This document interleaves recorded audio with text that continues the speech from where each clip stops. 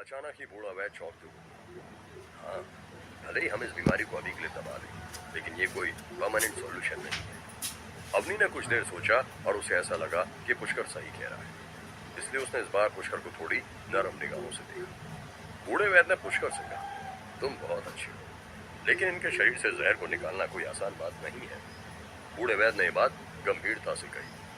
पुष्कर ने धीरे से अपना सिर हिलाया और फिर आगे बढ़ते हुए कहा, अब आप ये काम मुझे करने दो। पुष्कर आगे बढ़ा और फिर उसने बिस्तर पर पड़े अपने पिता को देखा। पुष्कर ने गहरी सांस ली और अपने कांपते हाथों से अपने पिता की कलाई की नस पर अपनी कांपती उंगलियों को धीरे से दबाया और फिर भौहें सिकोड़ी। पुष्कर समझ गया कि उसके पिता को न केवल जहर दिया गया है, बल्कि उनके ऊपर गहरा और खतरनाक जादू टोना भी किया गया है। उसने महसूस किया कि स्वरूप के खून में एक शक्तिशाली शक्ति भी थी जो उसकी नहीं थी। ये शक्ति पिंजरे में बंद एक क्रूर जानवर की तरह लग रही थी, जो लगातार बाहर निकलने की कोशिश कर रही थी। पुष्कर मन ही मन सोच रहा था, ये शक्ति मेरे पिता के शरीर में इतने सालों से ऐसी रह रही है। अब पुष्कर ने अपने पिता का इलाज शुरू कर दिया। इस समय पुष्कर की खुद की जो हालत थी, उसके साथ उसके लिए अपने पिता का इलाज करना इम्पॉसिबल था। इस समय उसे अमृत की जरूरत थी। 3 घंटे से भी ज्यादा मेहनत करने के बाद पुष्कर धीरे धीरे रुक गया। उसकी हालत खराब होती जा रही थी। जब वह रुका तो उसकी बाहें बर्फ की परत से ढकी। पुष्कर की यह हालत देखकर बूढ़े वैद्य ने पूछा, आपने इलाज करने का तरीका किससे सीखा है? पुष्कर ने अपना सिर हिलाया और अपनी की ओर देखा। वो बोलना नहीं चाहता था, इसलिए वह अपनी एनर्जी को रिस्टोर करने के लिए मुड़ा और फिर सीधे दरवाजे से बाहर चला गया। जैसे ही वह दरवाजे से बाहर निकला, उसने पाया कि बाहर खड़े सभी लोग जा चुके हैं। बस बाहर एक नौकर खड़ा हुआ था। जैसे ही उसने पुष्कर को देखा तो वो तेजी से आया और पुष्कर से बोला, पुष्कर जी, आपका बहुत बहुत धन्यवाद। हमारी माता जी ने सुना है कि आपके पास बहुत बढ़िया चिकित्सा कौशल है और वो आपसे मिलना चाहती है। वह भी मिस मेघा के साथ उनके कमरे में है। ये सुनने के बाद पुष्कर के पास सिर हिलाने और उसके पीछे चलने के अलावा कोई विकल्प नहीं था। थोड़ी देर में पुष्कर उस कमरे में पहुंच गया जहां उसने देखा कि एक भूरे बालों वाली बूढ़ी महिला बैठी थी, जो मेघा से कुछ फुसफुसा रही थी। जब पुष्कर अंदर आया और उसने बुढ़िया को देखा तो उसका शरीर थोड़ा कांप उठा। हालांकि वह बहुत बूढ़ी थी, लेकिन फिर भी पुष्कर अपनी माँ और उस बुढ़िया के बीच सिमिलैरिटीज देख सकता था। उस बुढ़िया ने भी पुष्कर की ओर देखा। पुष्कर को देखते ही वो बुढ़िया सन्न रह गई और एक पल के लिए वो पुष्कर के चेहरे को देखती रही। फिर उसने कांपती आवाज में कहा, पुष्कर, मुझे यकीन नहीं हो रहा, क्या ये सच में तुम हो?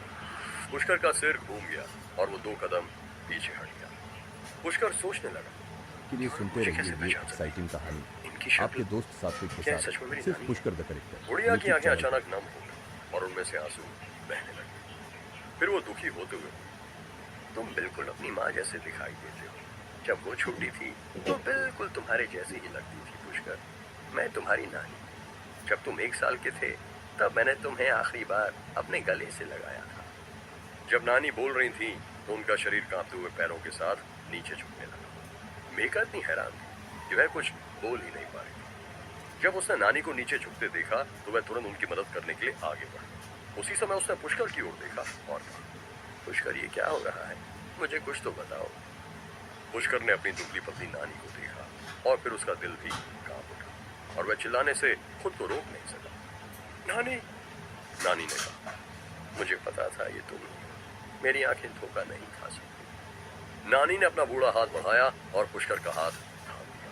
फिर वो एक तरफ चली गई और बैठ गई और पुष्कर को आंसू भरी आंखों से घूरने लगी। नानी ने पुष्कर से कहा, क्या तुम्हारी माँ ठीक है?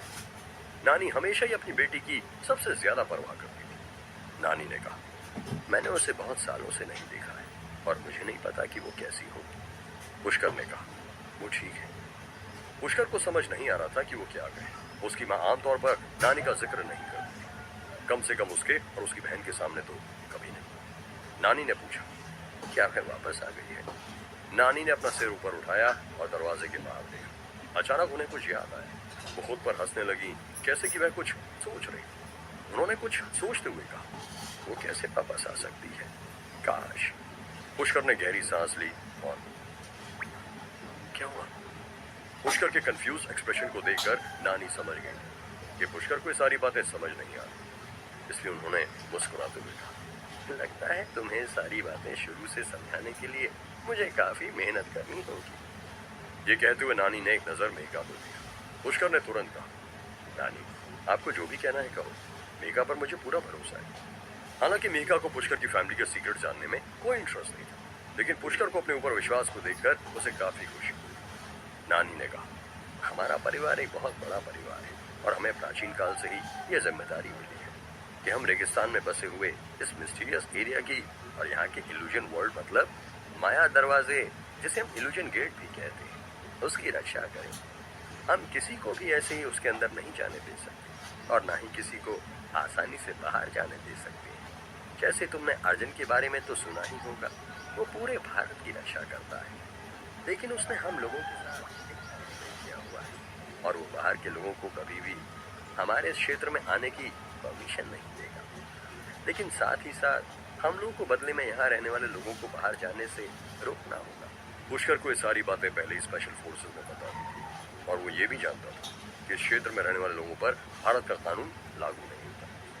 नानी ने आगे कहा, हमारा परिवार कई पीढ़ियों से माया दरवाजे की रक्षा कर रहा है, इसलिए हर 10 साल में हम अपने गार्जियंस को बदलते रहते हैं। लेकिन इस रेगिस्तान में रहना बहुत ही मुश्किल है और जब आखिरकार गार्जियन बनने की बारी तुम्हारी माँ की आई तो उस समय तुम्हारी माँ कहीं, इसलिए तुम्हारे पापा ने उनकी तबीयत का ख्याल करते हुए उसे गार्जियन बनने से रोक दिया, जिसकी वजह से तुम्हारी माँ की बारी दोबारा कई सालों तक नहीं आई। ये कहते हुए नानी ने गहरी सांस एक्साइटिंग छोड़ी कहानी और आगे आपके दोस्त सात्विक के साथ इसकी सिर्फ वजह से पुष्कर तुम्हारे दत्त नाना जी यूट्यूब माया चैनल के पर। दरवाजे में फंस गए थे। इसके बाद परिवार के बाकी सदस्यों ने फैसला किया कि इसकी सारी जिम्मेदारी तुम्हारी माँ के सिर पर डाली जाएगी, लेकिन आखिरकार तुम्हारी माँ के बदले तुम्हारे पापा को पकड़ लिया गया। तुम्हारे पापा ने लड़ने की बहुत कोशिश की, लेकिन यहाँ के लोगों के मुकाबले में वो बहुत कमजोर थे, जिसकी वजह से वे बहुत बुरी तरह घायल हो गए और उनकी वो पुरानी चोट आज भी कभी कभी उभर आती है।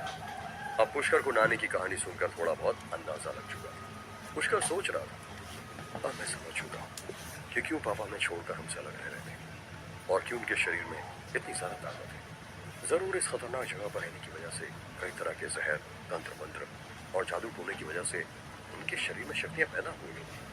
तभी मेघा ने धीमे से पूछा, नानी माँ, तो क्या पुष्कर के पापा ने दूसरी शादी कर ली है? मेरे कहने का मतलब है कि उनका अभी नाम की औरत के साथ क्या रिश्ता है? पुष्कर भी यही सवाल पूछना चाहता था, लेकिन अपने पापा के बारे में इस तरह का सवाल पूछना उसके लिए मुश्किल हो रहा था। और सबसे ज्यादा गुस्सा पुष्कर को इस बात का था कि इतने सालों से उसके पापा ने उसे और उसके परिवार को अकेला क्यों छोड़ दिया।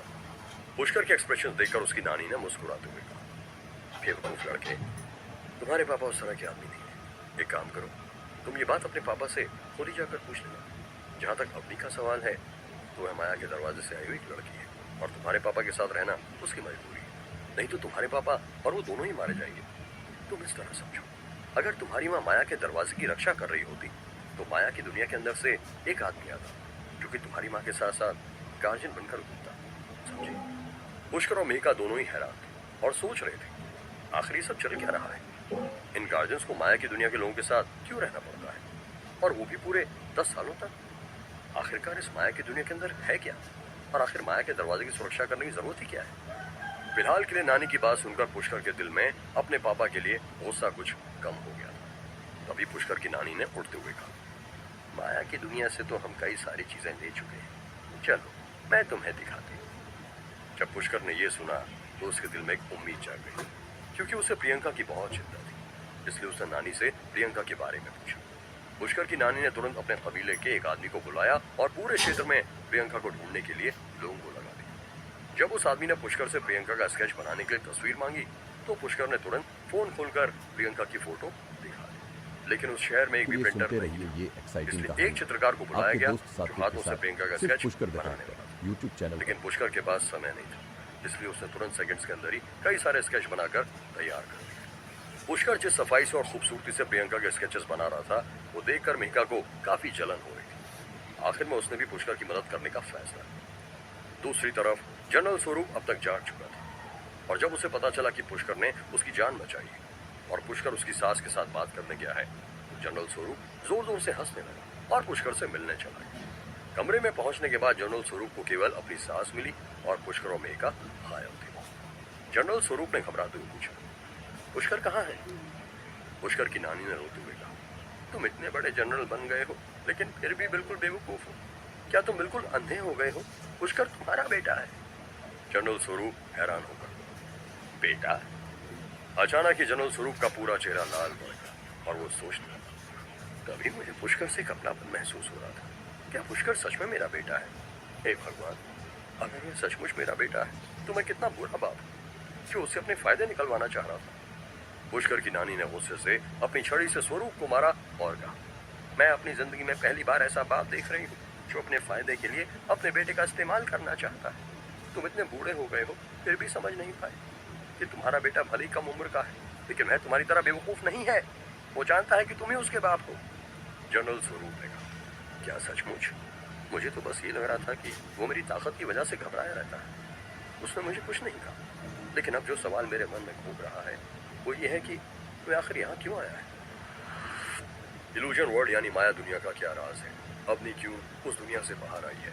पुष्कर के ननिहाल को ही क्यों उस दुनिया का गार्जियन चुना गया है? स्वरूप पुष्कर से क्या फायदा चाहता था? पुष्कर अपने पिता के सामने कब आएगा? पुष्कर को प्रियंका मिलेगी या नहीं? फ्रेंड्स, इस एपिसोड के बढ़ के भी एपिसोड आ चुके हैं, लेकिन उनमें बहुत बैकग्राउंड नॉइज आएगा। इस वजह से वो एपिसोड्स कल सुबह आएंगे। लेकिन अगर मुझे एक साइलेंसिंग माहौल मिला तो एपिसोड्स आज मिलेंगे। क्या होगा आगे जानने के लिए सुनते रहिए ये एक्साइटिंग कहानी आपके दोस्त सात्विक के साथ, सिर्फ Pushkar the character YouTube channel पर।